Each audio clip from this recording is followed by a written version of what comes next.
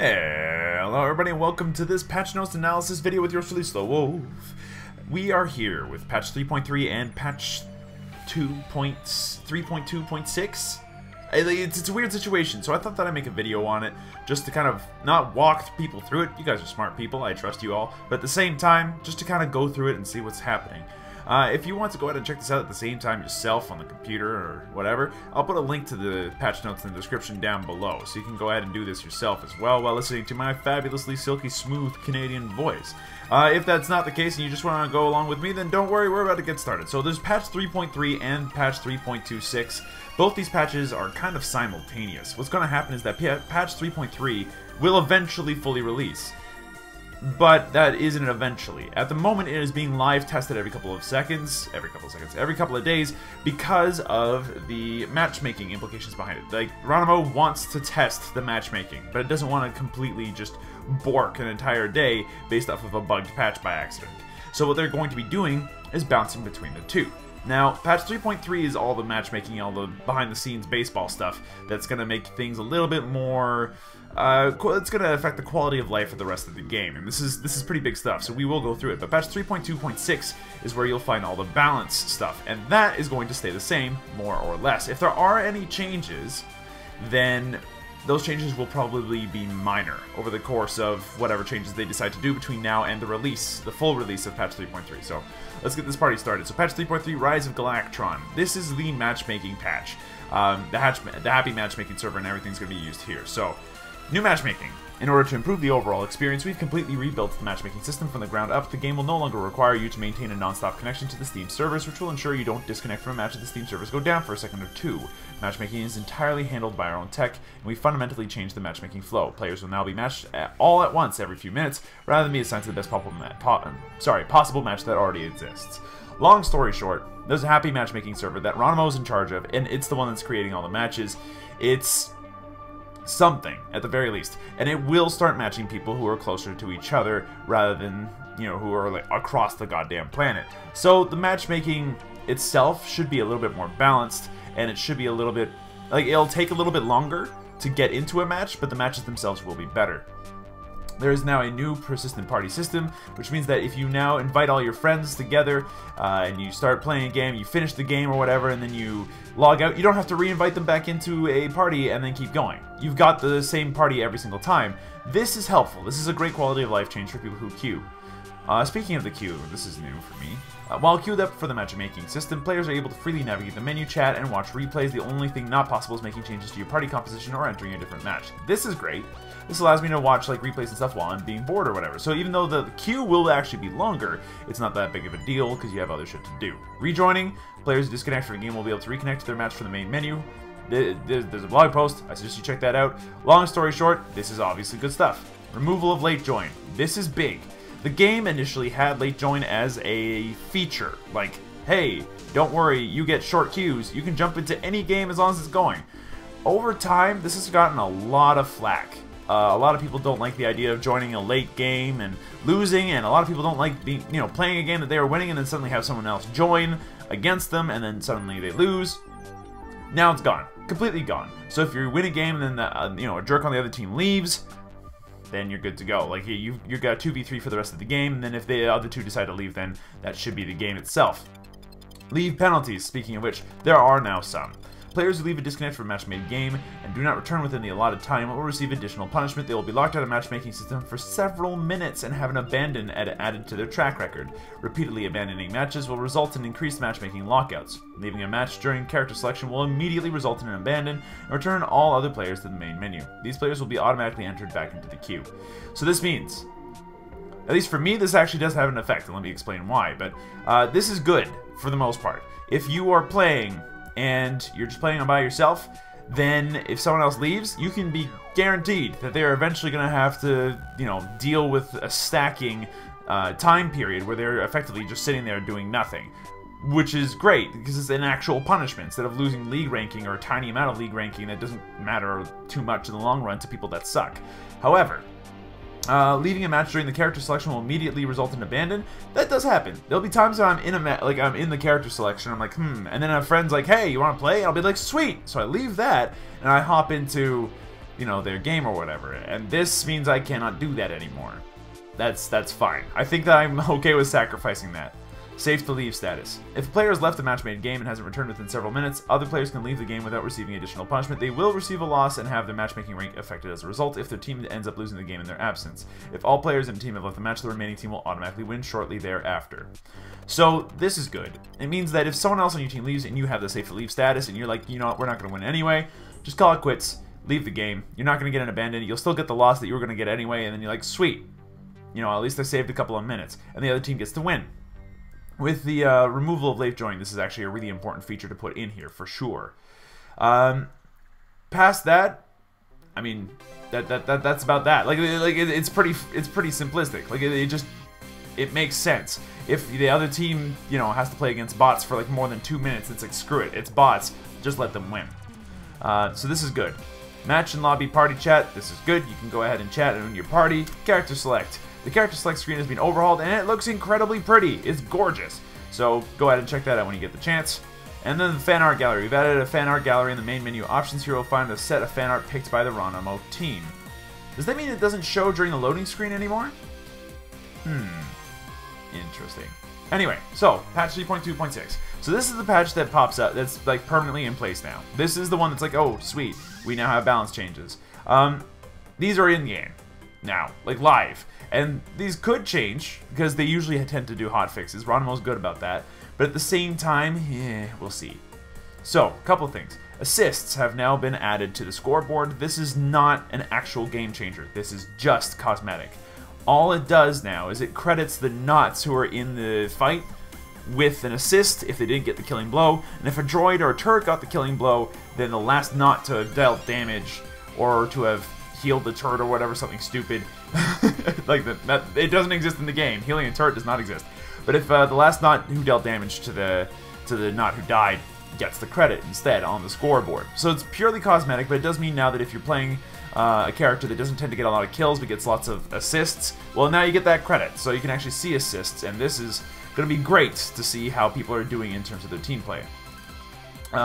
Some general stuff.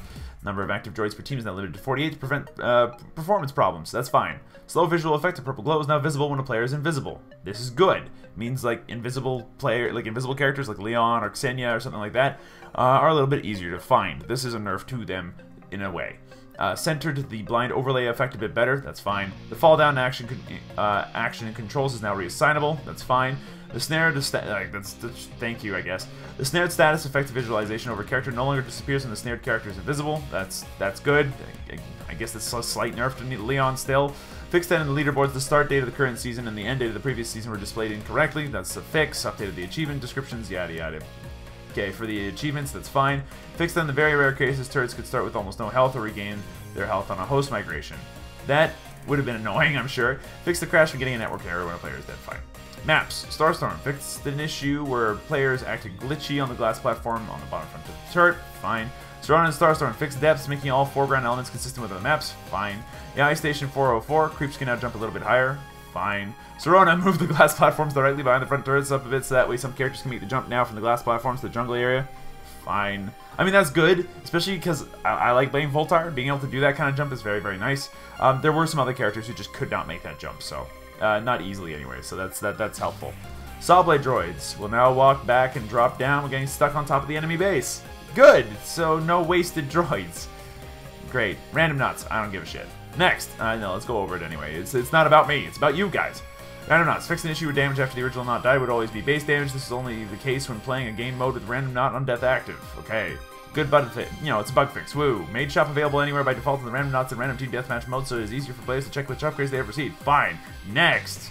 Ayla. Okay. So Ayla did get some pretty reasonable changes here, specifically to her survivability and her tankiness. Rubber Band Ball now only drops Healy Orbs when you're dealing damage with it. So it's...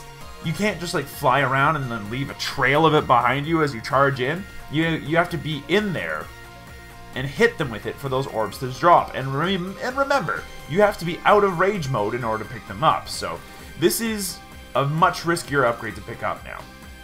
Now, Ayla was doing a lot of killing and a lot of dying. By the way, can I say something for a second? The way that they wrote these patch notes this time, Very succinct, very brief, very to the point. Whoever's in charge of that change, so it's like Rubber Band Ball currently rewards Ayla for being inactive. This change will do this. Toning down of a 2-strong upgrade. What's another really good one? Combining slow upgrades has been obnoxious for a long time. Time to replace one of them. Like, it's really brief and to the point. I love it. Dude, do that. Keep doing that, Ronimo. I applaud this. Alright. So, Ayla does both a lot of killing and a lot of dying. So, Rip Apart Bear, the self-damage, has been buffed. Her Angry Drawings has been nerfed a little bit. I made it so that way Ayla's camera style is like that's like, okay, the camera style between switching between rage and not rage has now been changed so that way it's a little bit less of a pain in the ass. And then finally, Prison Guard Keys. The extra, like, pills upgrade that she would get if she killed somebody, yeah, it now just makes sure that hit enemies deal 15% less damage for 1 second. So it makes her able to brawl with her left click. This is an interesting change. I'm curious to see if it'll actually do anything, and whether or not it'll make left click Ayla a competitively viable option in some cases.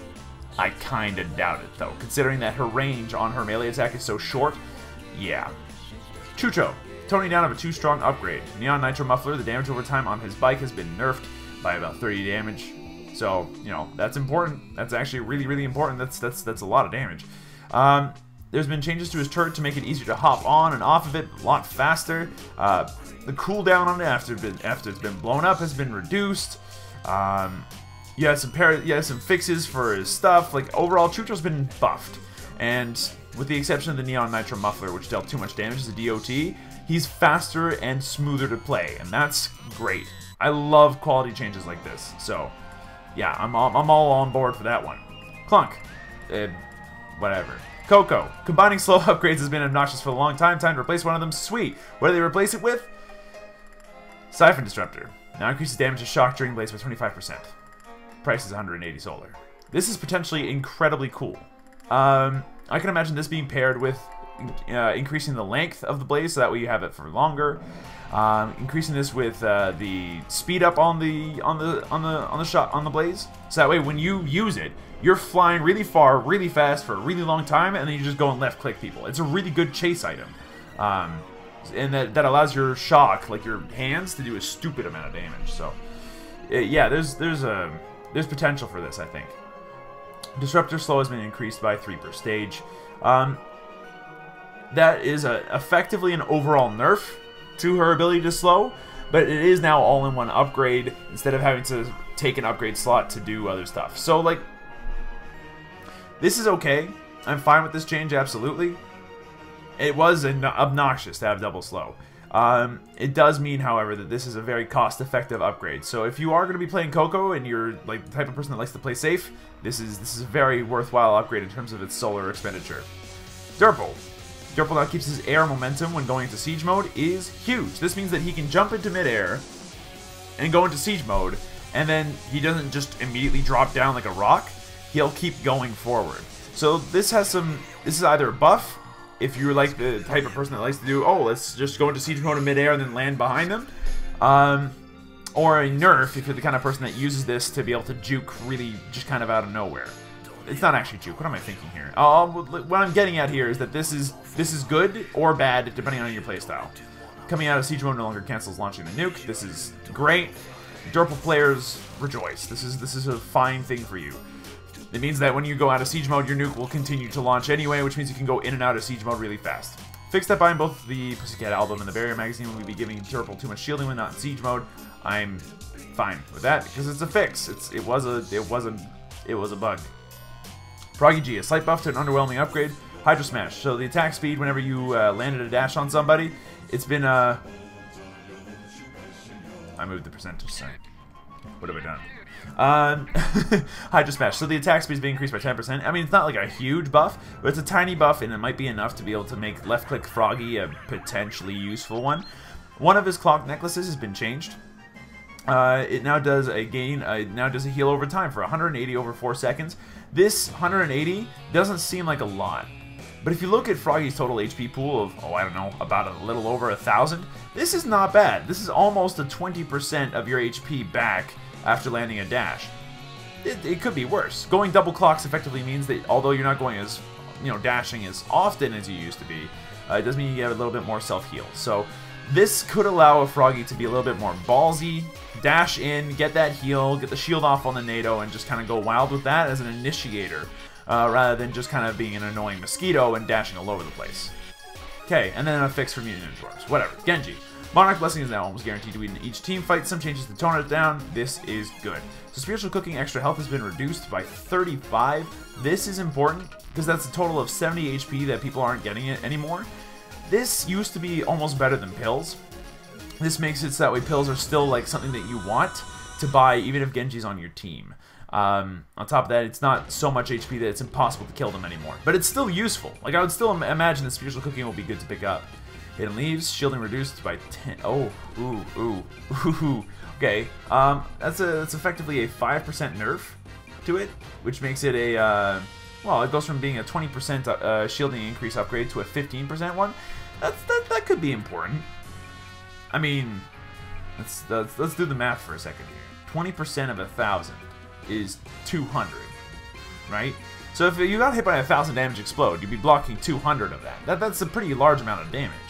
Now you'd be blocking 150 of it. It's look, I'm trying to say this is big. It is kind of big, but it's not so big that it's going to end it. It's just not going to be an upgrade that a lot of people are going to pick up anymore. Because there are just so many other things that are like, sweet. Like getting out of the hood. Sure, you lost 5% on the movement speed on it, but that's still so strong. Now, with that in mind, he still had shitty damage against turrets, so his left click now does 25% more damage to turrets. I mean, that's fine, considering that the reason why his butterfly shot was actually any good at all is because it could hit things twice and can't hit turrets twice. This is like, oh, well, I used to hit for 100, you know, against, like, one thing once. Now I can hit for, like, 25% more damage than that 100. Mwahaha. Great. Awesome. I'm sure Genji's gonna become a monster pusher now. I mean, he already clears waves really, really hard with all of his left click stuff, but this just is like, I don't know, like a little bit of icing. It's not that big of a deal. At least I don't think it is. Nah, fixed an issue or... Okay, it's a fix. Who gives a shit? Ix. Fix that Ix. What? You know what? Fix this. I'm out of here. Jimmy in the Lux 5000. Corrected damage values. Okay, corrected. Fixed. Base health was reduced because Lux is a bit too tanky right now. That's actually important. How much did they reduce it by? 50. Xenia, how you doing? So, Xenia, the current Fury blowout generates scissors too quickly, so it now only gains 1 scissor maximum. Is this the one where if you left click enough, you get more stuff? I don't remember. I'm trying to think. I think it is. That better not be. That's not per game. That's like per, like... You know what? I have no idea how this is calculated. Either way, I think Fury Blowout is going to be okay still, but like, it means that you can't just do left, nah, get thing. Left, nah, get another thing. You have to like run out of daggers and then it comes back. That would be my guess. In which case, you know what? Fine. You do that. You do you, Xenia. You do you, baby. But I don't think that this upgrade is going to be picked up as often anymore because it's going to be a little bit too complicated for some people and some people are going to be like, fuck that. So, anyway. With the return of a form of AA canceling technique in the last patch, she's become a bit too good at pumping out damage. This change slows it down a bit. So since the throw's cooldown has been increased from 0.25 to 0.3 seconds. That's... You know, this is for pros. If you're not a pro, then don't worry about it. This change will barely affect you. If you are like, you know, Sam or something, Sam, you still watch my videos? What the fuck are you doing here? But if you are, you know, somebody that does this with Xenia, I mean, this will reduce the damage a little bit, but I have a feeling that if Xenia's damage is still strong, this is still gonna, like, she's still gonna be really fucking strong. So, like, you know, don't get your knickers in a twist or something. Leon, considered overpowered, this upgrade gets a slight nerf. Cheese and garlic mince is bloody overpowered, to say the least. Being reduced by 0.2 seconds, or, you know, total with the two ranks, about a little shy of half a second, is huge. And it means that with everybody having access to Baby Curry Mammoth on top of that, this upgrade is still good, but it is not too strong anymore. Like, cheese and garlic mince could effectively neuter, what, 80% of the cast if you manage to land it on somebody? Now, it still neuters them, just for not as long, which is, you know, fine. Pinot Noir regeneration increases, has been increased by 100% more than it used to be, so 500 instead of 400%. I'm still not sure if this is worth it because of the limited amount of time that Leon can spend in regen, but, you know, it's a thing. French Baguette movement speed increased by 14 to 20%. This is good. This means that Leon can go for a more hunter, you know, hunter-killer kind of thing, where you go around, find the low HP people, and then slaughter them in their sleep. A 6% movement speed increase is really big. Like, that's as big as some boots get. So, That's just baseline. On top of that, he still has the 14% increase from before. Like that, this is good. This is the French Baguette might see some play as a result of stuff like this if this keeps up. It also might not because you know Leon is a good pusher. Oh wait, avoiding combat and just pushing is a bit too effective a strategy for Leon. Structure damage reduced to 75% instead of the 100% it used to be at. Can we have like you know some cheering or something? If you're sitting in front of your computer screen, give a whoop, a millennial whoop, whoa, whoa, and then like you know have a good time because this is huge. It still means that he's great at clearing droids. Let's get that one out of the way for sure. But one thing with Leon that was really annoying was him being able to backdoor. Another thing was him being able to backdoor a wide open core. This means that he is doing this a lot slower. I mean, 25% slower doesn't seem like a lot, but instead of hitting for 120 damage per sword slash or something, like if it gets to that point, Leon only would hit it now for 90. That's a really big change. Like okay, let's go back up to Genji for a second. This increase from 50 to 75, okay, it's a thing. It's good, but it's not going to make Genji ridiculous because his left click still only hits once against turrets. It doesn't hit twice. Leon's damage it's really fast. His DPS is really, really high. This 25% change for him, you know, being nerfed, is massive. So this is going to make Leon a lot less annoying to deal with in terms of pub play and in terms of like backdooring and all that stuff. For pro play, this is still like a big nerf, but I don't think it's going to make him any less viable. If anything, the cheese and garlic mince change is what's going to make Leon more or less viable within a competitive setting. Lone Star. In the last patch, the reliability of Bull was greatly increased, but it was a bit too much. So they reduced the push frequency, so how often it does the push, like check, is it next to a, like is you're not next to a Bull, if so, push it. They reduced it by a quarter of the time, it's 25%, but they've increased the knockback by 25% to compensate, so it's not going to be like a big change. It just means that it isn't going to check every 3 seconds and then like, launch you across the entire room before catching up to you and then launching you again. It's just going to be a little bit more consistent and in a good way. At least that's the hope.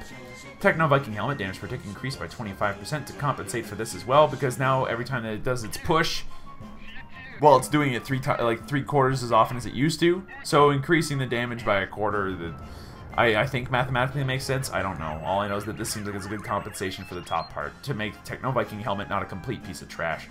Combining slow upgrades has been obnoxious for a long time. One of them has been replaced. Ribbit Snail Slime. So Hyper Bull now drops a health pack upon disappearance that heals for 250. This here is about a neutral creep's worth of HP. The health pack part is nice, but it's only nice if it gets rid of stuff like damage over time and everything. Honestly, 250 HP for a bull, it could be good, but considering where your bulls are going to be the vast majority of the time, i.e. right in the enemy's face, it makes it a bit risky. I don't think that Ribbit Snail Slime is going to be an upgrade that's picked up very often. Keep in mind, they also haven't compensated for the other slow upgrades, so now you only have one slow upgrade on the bull, and it has not been buffed to compensate for the lack of the other slow upgrades. So Lone Star's bull took a pretty big nerf here, mostly. Nibs.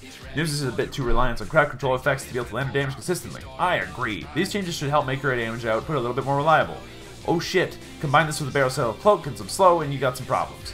So, Orbital Omicron base damage increased by 25, that's it's not a ton. I mean, over the course of a game, that will start to feel a bit more significant because the percentage damage increase from levels and other upgrades and all that stuff. But 25 is not a big amount early game. It's something nice to have, and it is significant later on for sure. And it's enough early game that you might be able to pick up an extra kill here or there. It's a buff either way, so you know, good for Nibs. Fire Breath, flame speed increased by 15%. This means that your Fire Breath could actually hit people. Yay! You know, having Fire Breath be able to hit people is a good thing for Nibs, so sweet. Reliability. Eternal Flame, instead of doing damage all on its own, it does a damage over time effect. Why? Oh god. It's been a while since I played Nibs, I'll be honest with you. But last time I checked, doesn't that thing just kind of like, you know, do damage? Well, now it's back to being damage over time thing, so goodbye Eternal Flame meta, hello everything else meta. That's my thinking here. That's what I think will happen. Like this is actually, hold on, what am I kidding? 300 damage over 5 seconds ain't bad as far as damage over time is. And you all you need to do is hit them with one orb and suddenly they're taking 300 damage. You know what? Never mind. Eternal Flame meta. We embrace you. We absorb you. It's just that Nibs won't be able to melt tanks in less than a second anymore. That's the only issue. Okay, Penny. Was over-nerfed, so it gets some very tiny buffs. Like a 5% damage increase on Claw. And by 5%, I mean just 5. It's even less. Oh no, that's more. 5 base damage is more than 5% here. Don't be stupid. But it's like a slight damage increase, which is like, woo, I guess. Cookie Monster Badge damage increased by 2%. Like, these are slight buffs, but these are nice buffs to her left click. So, if you play Penny, yay, your left click does more damage. You're still playing Penny exactly the same way as you did before, though. Julep. Considered too polarizing and dependent upon landing his combo. This is true. However, what the fuck was that? Considered too polarizing and dependent upon landing his combo. This is true. These changes should make his combo less potent, but the Robodyne is more reliable. This is fine. Making his combo was stupidly strong. If it landed, it didn't matter who you were dead. But you know, being able to summon your Robodyne a little bit more often and use them in more variety of situations means that Julep will be a bit more fun to play. So summon Robodyne, the lifetime has been reduced by a whole second. Oh, that is beautiful. The base damage has been reduced as well. Oh, thank you. That's a worthwhile nerf as far as I'm concerned. Just that's some good shit right there. Summon Robodyne's cooldown reduced from 12 to 9 seconds. This is big. This means that you can use them far more often to push lanes, to set off an area from like in front of the turret. That's something that happens. I mean, have you ever been behind a turret and then Professor Julep's all like, here, I have some dinosaurs. And then you got some dinosaurs up in your face and you can't defend your goddamn turret anymore? Well, that can happen more often, so have fun.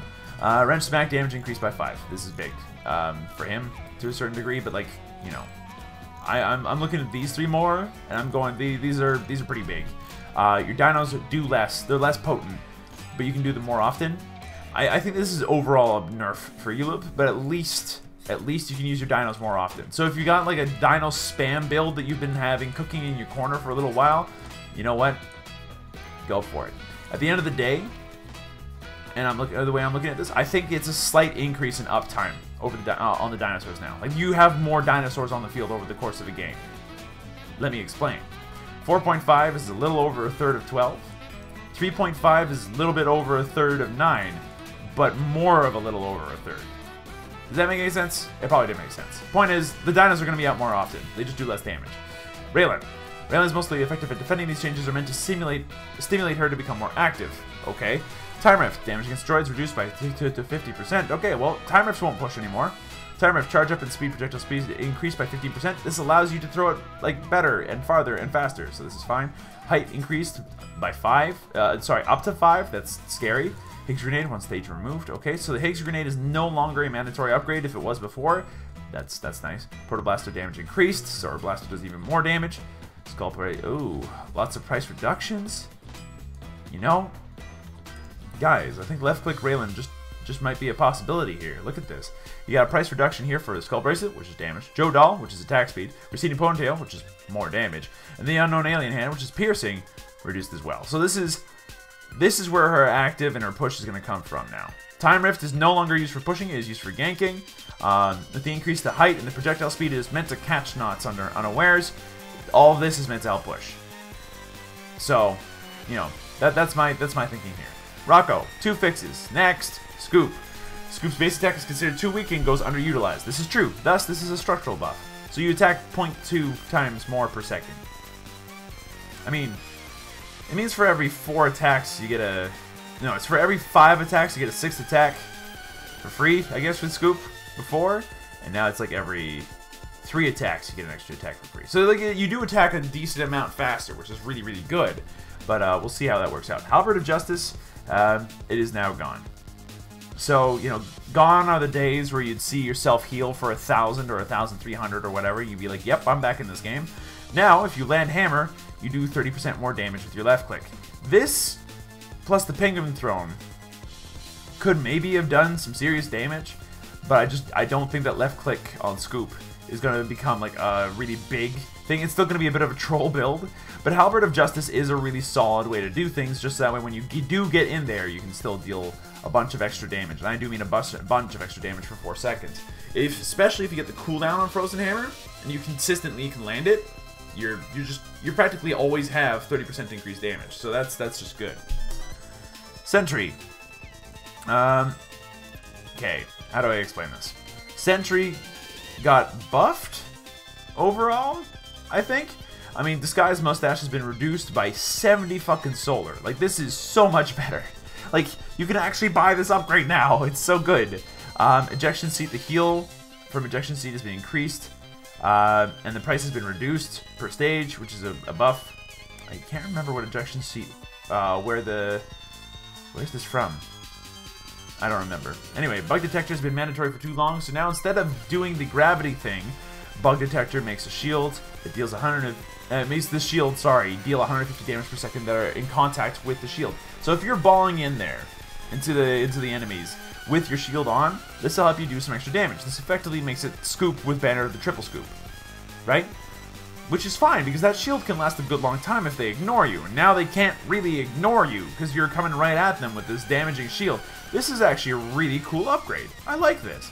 But with the removal of the gravity on it, Black Hole Sun needed a slight buff. So it's been buffed by 10%, which is half of what the Bug Detector upgrade used to do before it's been changed to this really neat damage over time upgrade. So, you know, this is an overall buff to Sentry. I think Sentry's gonna be much more powerful than he used to be, and in a much more aggressive way.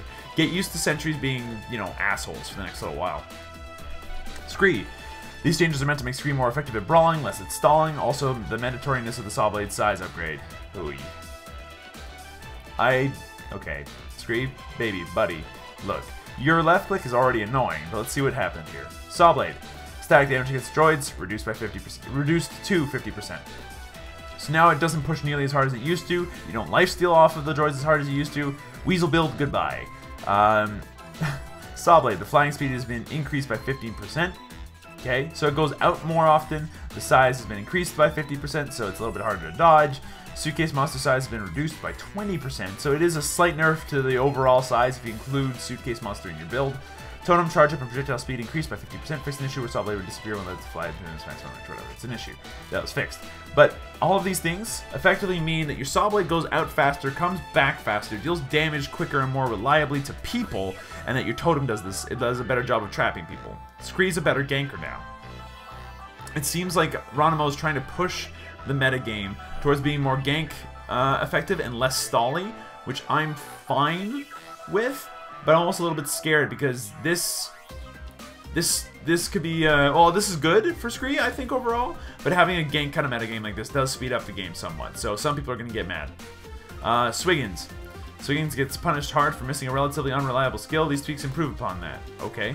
Anchor drop. So that's the one where you toss out your actual anchor. Added a cooldown upon anchor destruction reduced from 5 to 2 seconds. That's good. Anchor drop chain length reduced by 15%. This is a buff. This is good.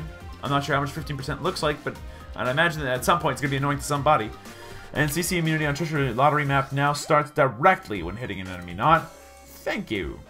It's still more or less not the first upgrade I want to pick up on the thing, on this guy, because the shield that you get off of it is, well, it's minimal. But at the same time, this is, you know, it's nice, I guess. It's next. Ted McBain. Fixed a wheelbarrow with ammo, added too much damage to the second airstrike from Double RPG. Good, it's a fix, it's a fix. Okay, Ted has been over-nerfed in the last patch, especially since the above fixes also reduce his potency. So shotgun and machine gun base damage has been increased to 210 and 42 from 240 respectively. So machine gun, that doesn't seem like a lot, but like, okay, keep in mind that's still a 5% increase to his damage. That's something that some people pay actual solar for. So like, this is a free upgrade to his damage on his machine gun and on his shotgun. Yeah, in both cases, it ends up being 5% increase. So, again, that's something that some people pay solar for. He got it for free. Quit complaining. Vinny and Spike reduced the amount of particles used when Godfather's visual overlay effect. Sweet. Big quality of life improvement. Vinny and Spike now ignores glass platforms. Oh. Be still my beating heart. That's actually really good. You can actually escape downwards with Vinny now. Oh. Well, at the same time, this makes Vinny a little bit scary because now that he ignores glass platforms altogether, his ability to dodge down a bit faster or chase you down a bit faster, it's still not very fast because he still has to have like that float period. But you know, just dropping down immediately is not going to work as often as it used to. So that's something to keep in mind if you're dodging Vinny now. Voltar. Oh, rats. So Voltar. This upgrade offered unreliable increase in healing. This will make it more reliable. Happy Thoughts. Increase base heal by 50% per stage instead of a max heal by 25%. Okay. Sweet. How did this work? So the upgrade initially was like, oh, well, depending on how far away you are, it did a max heal by... You know what? I actually don't know. I'm not sure how often I picked up that upgrade. Voltar's in-air movement has always been clunky. This will tighten it up. In-air maneuverability increased by 50%. What? Yes! This makes me so happy. Putting it just out of reach of Piggy Bank after drop, making Piggy Bank less mandatory on Voltar. Psychokinetic repulsion price increased from 140 to 185. Ooh, ooh, ooh, ooh, ooh, ooh, ooh. That's big. This is the piercing. That is a 45 solar nerf on his piercing. Ugh. I mean, Voltar can make money like no one else. So long as you remember to last hit with his drones, you're fine. But, oof. For people that like to piggy bank straight into it, I'm sorry. You're shit out of luck here. Healbot is a bit too divisive, healing more than health pack at base while doing nothing for a long time if it fails. So Healbot, base heal has been reduced by a decent amount, 120. That's a little scary, but the cooldown's been reduced by 4 seconds. So that's huge. Change the Healbot scales as a healing skill instead of a damage skill, and the counter in your skill button now keeps better track of how many drones are active. This is good. This is a quality of life change. These two here, I'm not sure. Scales healing skill instead of a damage skill. I'm not sure what that does, actually. Maybe damage scales better than healing, in which case this has been a nerf, a huge nerf, to Healbot as a whole. But if it's the other way around, where it's like you get, you know, better scaling out of a healing skill, then, you know, it's effectively been just, it doesn't do much. Long story short, you can use Healbot a little bit more often, so if you got a Voltar around, you can expect him a little bit more reasonably to be able to heal you, and if he doesn't, you call him a little bitch and move on. Next, Yuri. Oh, and this is the last one. Yuri. Further reduction of his damage versus droids to encourage a more active playstyle. Mind deploying damage against droids has been reduced to 50% from the 75% it used to be. So, fuck you, Yuri. Anyway, thank you everybody so much for watching. I hope you guys enjoyed yourselves. I know I sure did. If you guys want to check out the patch notes for yourself and make up your own opinions, don't worry. There is at least a link to the patch notes in the description below.